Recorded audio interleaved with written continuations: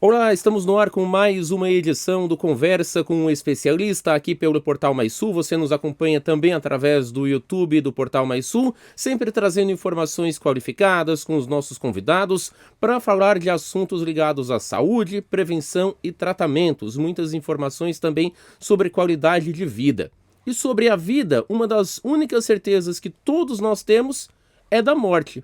Cedo ou tarde, ela vai chegar para mim, para você que nos acompanha e para todos nós, infelizmente, mas é um assunto que nós temos que aceitar, nós temos que trabalhar, ainda que muitas pessoas não gostem de falar sobre isso, é um tema bastante necessário. Quando a morte chega, vem com ela o luto para as pessoas que ficam. Por isso, nós convidamos a psicóloga Karina Meng para tratar desse assunto. Karina, bom dia, tudo bem? Bom dia, tudo certo? Karina, o luto, muitas pessoas agora com a pandemia acabaram passando, infelizmente, outras de outras situações, e muitas ainda também, infelizmente, passarão mais cedo ou mais tarde em suas vidas. De que forma que a psicologia define esse processo de luto? Então, o luto ele é caracterizado por um estado emocional bem específico que vem de encontro com o rompimento de um vínculo afetivo com uma outra pessoa, né? A qual tem aí um vínculo de amor, de apego. Então, esse estado emocional acaba caracterizando muitos sentimentos que são difíceis de lidar, né? Como o desânimo, a tristeza, o desespero, a dor, o sofrimento. A gente também caracteriza o luto por qualquer fechamento de ciclo, né? Então, assim, quando eu saio de um emprego, quando eu mudo de cidade, quando eu inicio a faculdade, fecho um ciclo, todos os ciclos que a gente inicia e que a gente rompe, a gente também fala que se elabora um luto. Então, muitas vezes a pessoa está num estado emocional, por exemplo, por uma separação num casal, e ele pode vivenciar sentimentos semelhantes ao luto pela morte, porque são também, né, caracterizado uma perda. Em relação a essa perda, é muito importante a gente falar também, né? Porque, como citei no início da entrevista, Karina, em relação à pandemia, muitas pessoas, ainda aquelas que felizmente não perderam ninguém de suas famílias, mas muitas acabaram perdendo os seus empregos. É um processo também, né? Principalmente para aquelas pessoas que precisavam desse trabalho para sustentar suas casas ou gostavam muito do que faziam, de também é um processo de luto, um processo de sofrimento que pode ter o acompanhamento psicológico. Perfeita a tua colocação, Carlos. A pandemia trouxe vários lutos, né? O luto realmente pela perda do emprego, então se fechou um ciclo, teve que se iniciar uma nova adaptação.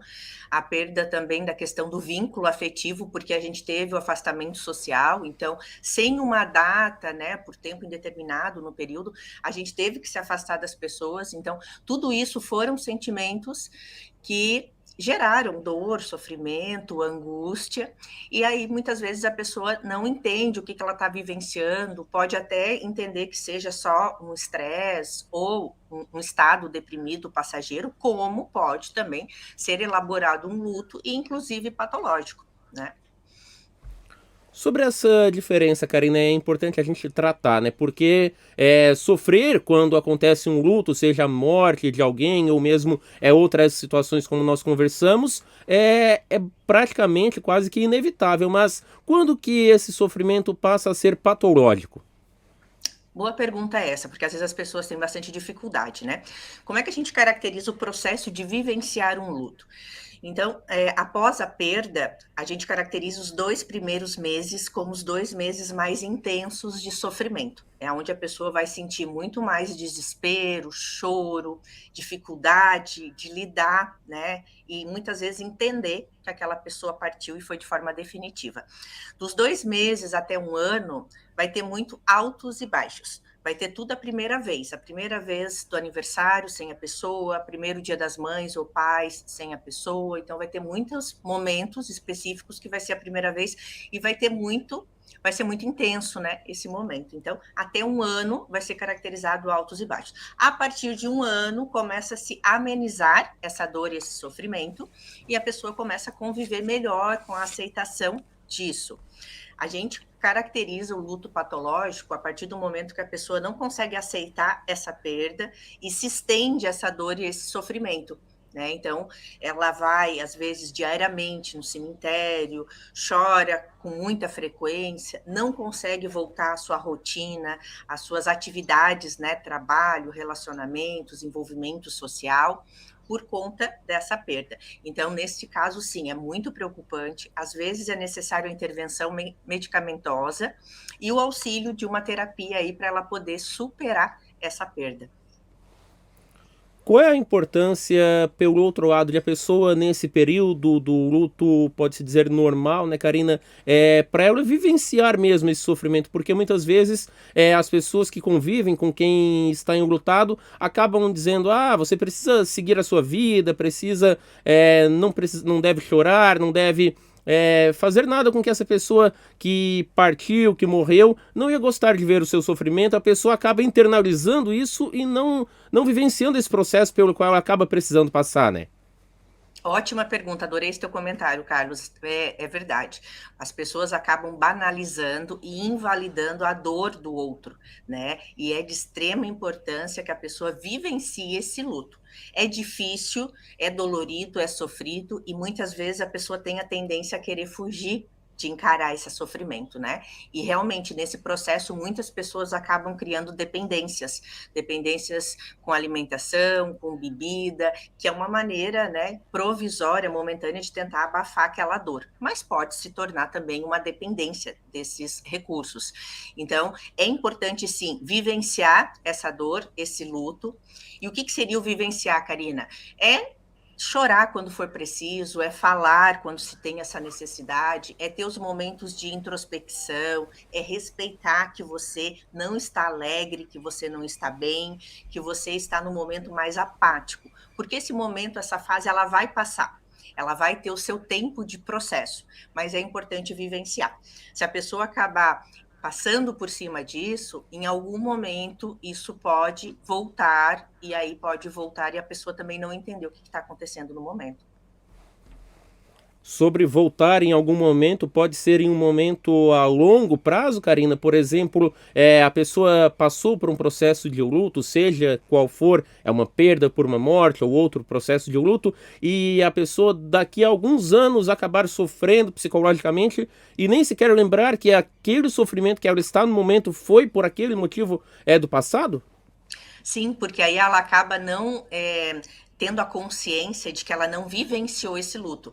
Então, ela pode sofrer mais à frente uma outra perda ou um momento muito forte de estresse, né? Às vezes uma dificuldade financeira, às vezes uma dificuldade de adaptação, às vezes uma crise no casamento, e aí é outro momento de dor e sofrimento, só que aí ele vai resgatar uma outra dor que está, né, acumulada, que está latente dentro dela, e aí pode vir com muita força, ela ser até desproporcional ao momento que a pessoa está vivendo naquele dado específico, né?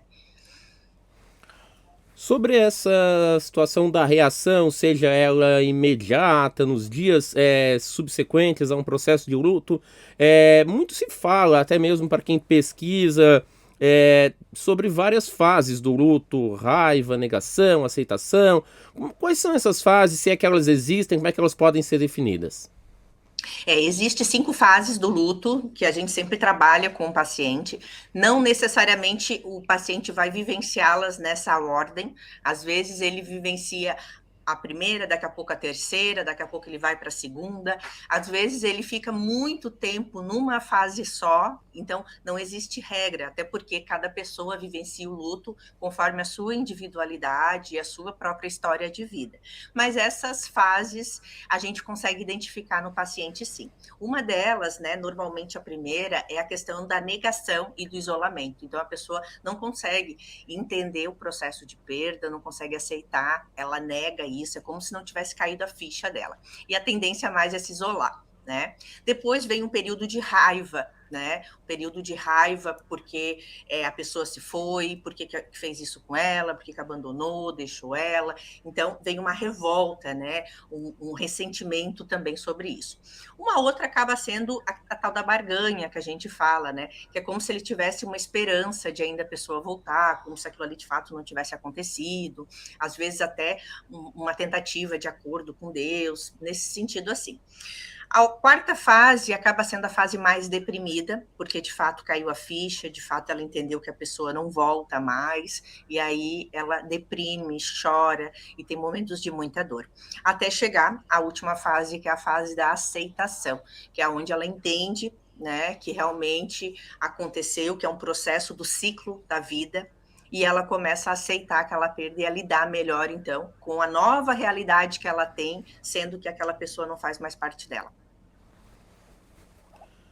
Com a pandemia, nós já falamos sobre a pandemia, né, Karina? Mas muitas pessoas acabaram passando por, pode-se dizer, um processo de antecipação do luto, quando, por exemplo, um amigo, um familiar estava internado, seja com Covid, mas pode ser também com outra doença em outro momento, com uma situação muito delicada na sua saúde, com risco de morrer iminente. Esse processo de antecipação do luto, de que forma que a pessoa acaba passando por ele e por todo esse sofrimento que gera também?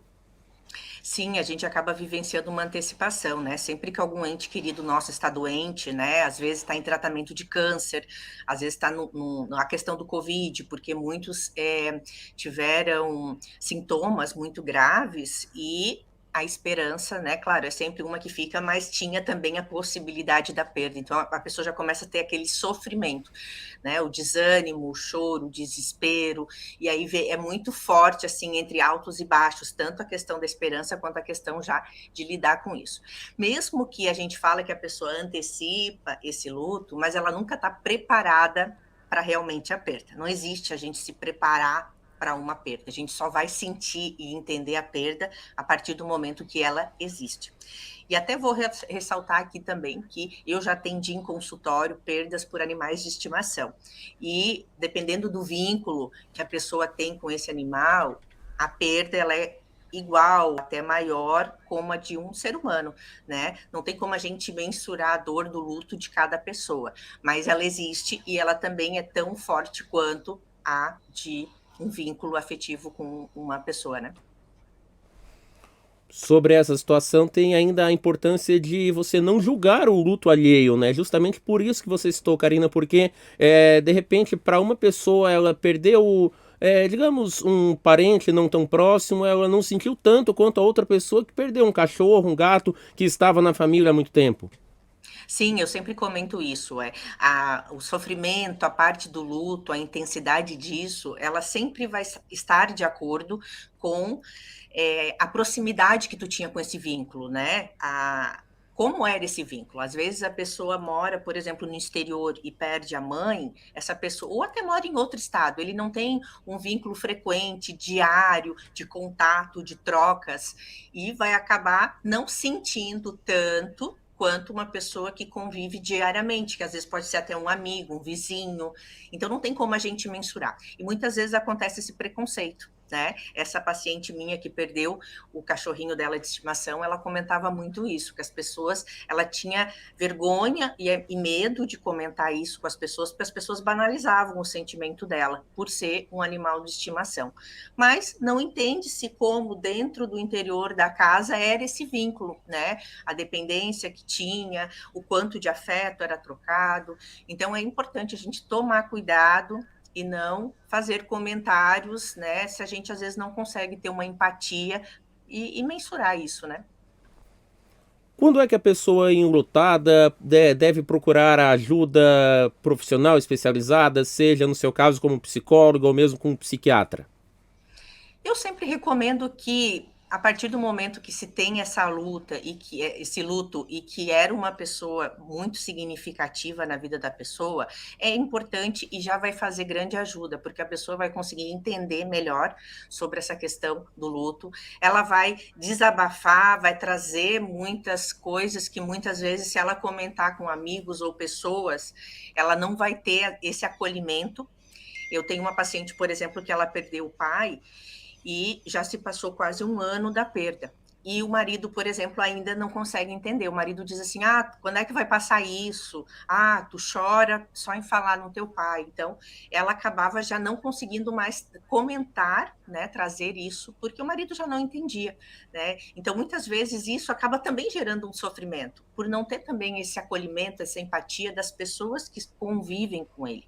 E o psicólogo vai passar orientações de como proceder, situações que às vezes são importantes, vai conversar se de fato esse luto está sendo saudável ou não, e vendo às vezes comportamentos que são saudáveis e não são saudáveis, né? Então, eu sempre recomendo que vai ser importante. A pessoa pode ir fazer sem compromisso uma consulta, avaliar como é que tá, como ela pode já estar num sofrimento muito grande e aí se fazer necessário. Às vezes também é importante os próprios familiares observarem. Às vezes a pessoa está num luto muito forte e ela mesma não se dá conta, né, da gravidade que já se estendeu esse luto. E aí muitas vezes as pessoas em volta vão ter muito mais consciência, né, de enxergar isso. Quais são os sinais para as pessoas que estão em volta de alguém que está enlutado, tentar orientar, tentar levar aquela pessoa que está passando por esse sofrimento a um profissional especializado? Quando a gente colocar isso aí, né? Quando a pessoa começar a sentir muito esses sintomas de culpa, né? Ela começa a se culpar muito porque ela poderia ter feito algo, porque poderia ter agido diferente. Quando ela sente muitas oscilações de humor, quando ela tem muitas crises de choro, quando ela às vezes faz muitas idas, né, para o cemitério, ou ela acaba vendo muitas fotos, assistindo muitos vídeos, trazendo muitas recordações. Quando às vezes ela começa também a ter um desleixo com ela própria, em termos de autocuidado, né, tomar banho, vestimenta, quando ela também começa a não ter mais atividades normais, sair para almoçar com a família, querer se isolar muito, tudo isso a gente começa a se preocupar e aí as pessoas podem tomar essas devidas precauções, né, de levar o psiquiatra, levar um psicólogo e fazer uma avaliação. Para a pessoa que está nessa situação, de que forma, pelo menos no seu caso, já que para quem nunca foi um psicólogo, de repente não lembra, mas cada psicólogo tem uma abordagem, uma técnica diferente de trabalhar o mesmo problema. No seu caso, como é que você trabalha, Karina, essa situação do luto, seja por uma morte ou mesmo por uma perda muito significativa para a pessoa? É bem importante isso, né? Cada psicólogo tem uma linha de atuação que a gente trabalha, que eu atuo é a terapia cognitiva comportamental. Primeiro, é muito importante o paciente ter uma identificação com o profissional, ele se sentir acolhido e acabar fazendo sentido para ele muitas das coisas que o psicólogo vai estar trazendo e conversando com ele. Isso a gente já diz que é 50% da evolução de um tratamento, quando tem essa troca, essa empatia, né, entre terapeuta e profissional. Na nossa linha, a gente acaba trabalhando muito a consciência, né? A tomada de consciência através dos pensamentos, do quanto que o paciente está, de fato, saindo do automático dele, vivenciando isso e trabalhando de uma forma muito saudável com os pensamentos, não distorcendo a realidade, distorcendo muitas vezes a dor e o sofrimento dele. Então acaba sendo uma abordagem assim mais objetiva, prática, porém, mas também, né, de acolhimento e de afeto com o paciente. Após as sessões, é comum que os pacientes recebam, vou chamar aqui de tarefas, né, de algo para que as pessoas possam fazer no seu dia a dia até a próxima sessão, Karina?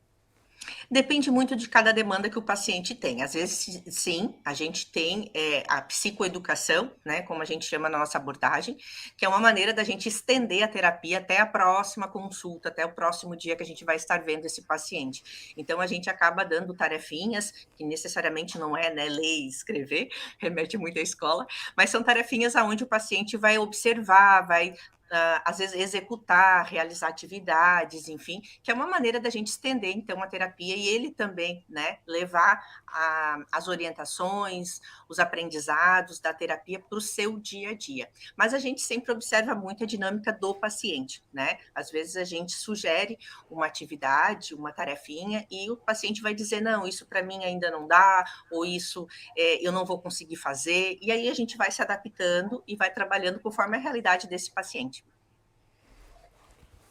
Tem forma diferente de pessoas de idades, até mesmo de gerações diferentes, lidarem com o luto, ou isso é muito de cada pessoa, independente da sua faixa etária?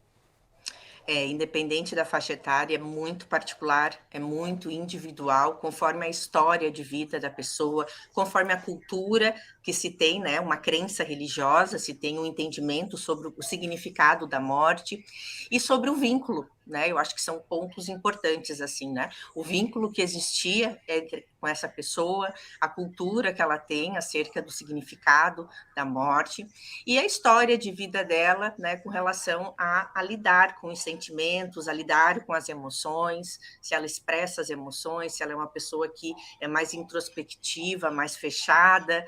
Não significa que uma forma ou outra vai ser mais fácil ou não de lidar com o luto, né? Mas a somatória disso tudo vai fazer ela ter um resultado, né, nesse processo aí de superação, diferente às vezes de uma outra pessoa. Sobre expressar os sentimentos, tem ainda aquela situação que se diferencia, é que mulher conversa mais, mulher fala mais, expressa mais o que sente, enquanto os homens, por outro lado, mantêm muito para si. De que forma que essa situação de não conversar, de não expressar os sentimentos, acaba também causando um sofrimento ainda maior? Quando a gente acaba extravasando os sentimentos de alguma forma, seja através do choro, seja através da conversa, do diálogo, seja através da escrita, a gente acaba também extravasando essa carga emocional que o nosso corpo carrega.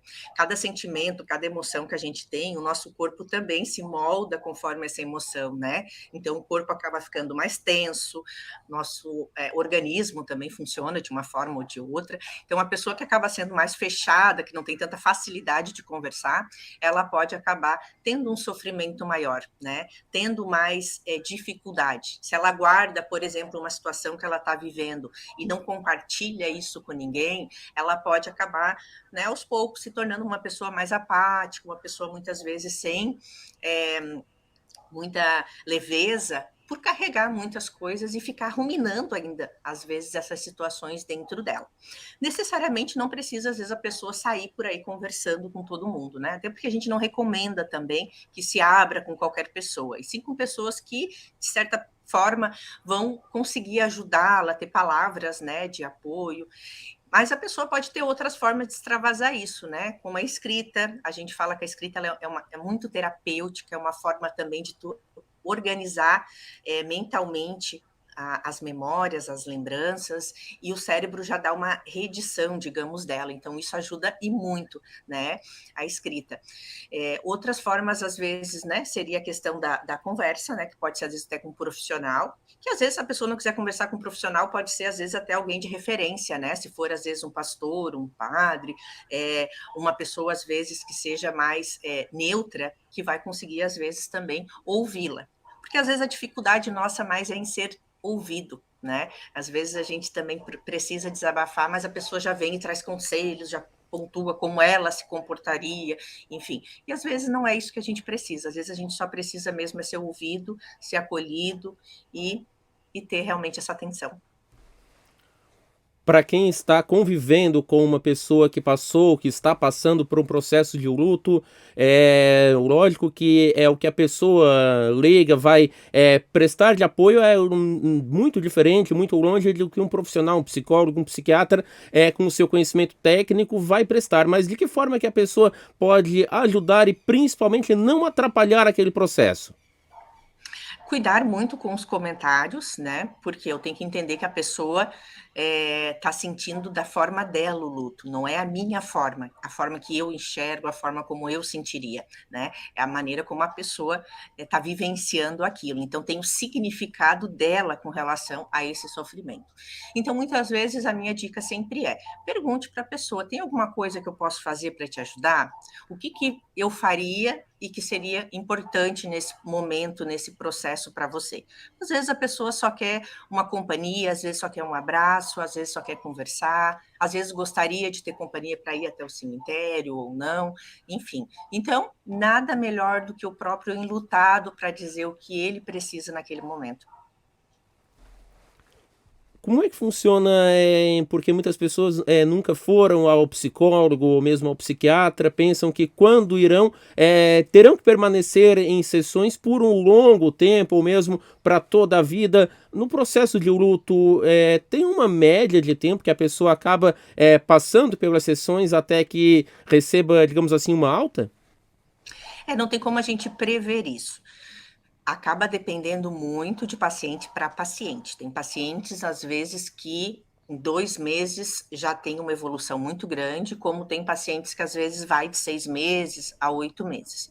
Mas não existe uma regra, e também, mesmo que teria que ir mais tempo, o paciente pode também conversar com o psicólogo e também ajustar, né, essas idas ao terapeuta, né? Às vezes ele pode começar semanal, passar para quinzenal, às vezes ele pode fazer uma manutenção, digamos, indo uma vez por mês, né? Não tem assim uma regra. E quando ele vai no psicólogo, muitas vezes eu escuto isso, né? Ah, mas eu não sei o que falar para ele, eu não sei o que dizer, né? Tem receio de como que é o ambiente. Então, se você, eu sempre digo, vai ser sincero, chega lá e diz, olha, eu não sei o que dizer, tu faz as perguntas que tu achar que vai ser importante, né, o paciente, ou ele pode dizer, eu vim porque eu estou sofrendo, mas eu não sei como é que funciona, gostaria que você me explicasse. Quanto mais o paciente for aberto para isso, tirar suas dúvidas também, com certeza o engajamento, o trabalho também vai ser muito produtivo entre os dois. Outra situação sobre a consulta e as sessões psicológicas é o sigilo, né, Karina? Porque não importa o que você diga, que você conte dos seus pensamentos, dos seus sofrimentos mais íntimos, aquilo vai ficar entre você e o psicólogo, né? É muito importante a gente frisar isso para quem nunca foi, até para que as pessoas não tenham medo de serem julgadas por qualquer tipo de sofrimento ou qualquer outra coisa, em qualquer outra situação com o psicólogo. Muito bem colocado, Carlos, isso, porque de fato existe o sigilo, a ética profissional nossa, e além do sigilo, é muito importante o paciente se sentir muito à vontade, porque por nós termos um estudo do comportamento humano, a gente sabe que o adulto hoje ele não age porque ele quer dessa maneira, né? Teve toda uma construção e um aprendizado de personalidade, de história de vida que fizeram ele estar nesse momento que ele está hoje. E muitas vezes o paciente tem vergonha de levar isso porque ele próprio já julga ser uma bobagem. E aí ele já vai com um pré-conceito de que o psicólogo também vai julgá-lo por aquilo. E de forma alguma a gente faz isso, né? A gente acaba eu pelo menos, né? Não posso colocar de modo geral, mas eu pelo menos trabalho muito assim. A gente acaba se prendendo muito ao sofrimento que aquela situação tem causado ao paciente e não a situação em si. Né? Então, muitas vezes o paciente diz, ai, Karina, isso é uma bobagem, mas, né, vou trazer para ti, e eu sempre pontuo, não é uma bobagem porque está trazendo, né, sentimentos, está trazendo irritação, ou está trazendo um desconforto, está te incomodando de certa forma. Então, isso não é uma bobagem, né? Traga e a gente vai conversar e vamos trabalhar isso juntos, sim. Então, bem pontuado isso, Carlos. Sempre que qualquer coisa te gere desconforto, coloque isso para o terapeuta, porque o papel dele ali é não julgá-lo, é acolhê-lo e trabalhar em qualquer situação que te traga desconforto. Aproveitando a conversa, Karina, é até uma curiosidade que muitas pessoas têm sobre o psicólogo, não exatamente sobre o luto, mas acaba por ser um profissional que lida com muito sofrimento das pessoas, ouvindo histórias muito difíceis, situações muito tristes, muito pesadas. Como é que o psicólogo faz para que isso não o afete, ouvindo isso por tantas vezes, ao longo de tantos dias, o dia inteiro, muitas vezes? A gente acaba tendo treinamento, né? A gente acaba sendo treinado para trabalhar com esse tipo de situação. E no momento da terapia, a gente acaba se colocando no lugar do outro, né? Porque a gente também consegue trabalhar de uma forma mais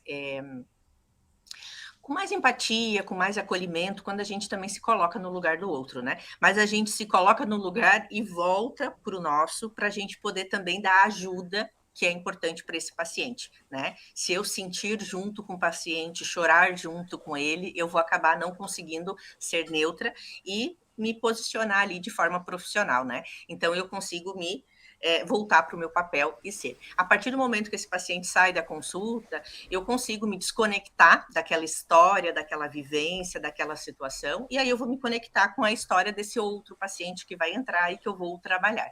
E no final do dia, eu também consigo, né, me desconectar daquilo ali e seguir a minha vida pessoal. Claro que a gente é ser humano, né? Tem histórias que nos sensibilizam mais, tem pacientes e dias que a gente acaba levando uma preocupação com esse paciente, muitas vezes até faz contato, né, entre uma consulta e outra para ver como ele está, mas isso por a gente também, né, ser humano, a gente também ter esse cuidado e esse carinho com o paciente. Sempre no final das entrevistas com médicos, com outros profissionais, eu acabo fazendo uma pergunta semelhante, Karina, que é, diante de tantos desafios, no seu caso como psicólogo, como conversamos, de lidar com situações tão íntimas, muitas vezes tão difíceis das pessoas, tem toda a questão ainda de ter que estar sempre acompanhando, estudando, qual é a melhor parte do seu trabalho, de atender as pessoas, de quando elas conseguem passar por um sofrimento, o que as pessoas relatam, qual é a melhor parte do seu trabalho? A maior gratificação que a gente tem é quando a gente realmente vê o paciente melhor, quando ele nos relata, né, que a vida dele está diferente, que ele não acredita que seria possível ele conseguir superar, muitas vezes, aquele sofrimento, aquela adversidade na vida dele. Quando ele consegue, né, as conquistas, quando ele tem isso na vida dele. Com relação a isso, eu vibro muito junto com o paciente, eu vivencio muito as histórias junto com eles, e esses momentos, assim, é muito gratificante. Eu sempre digo, não tem dinheiro que pague, assim, porque é muito enriquecedor para a gente saber que a gente fez parte daquele processo, daquela história, e que contribuiu para a pessoa conseguir realmente, né, evoluir, atingir o que ela buscava na terapia e ver realmente ela saindo dali muito melhor.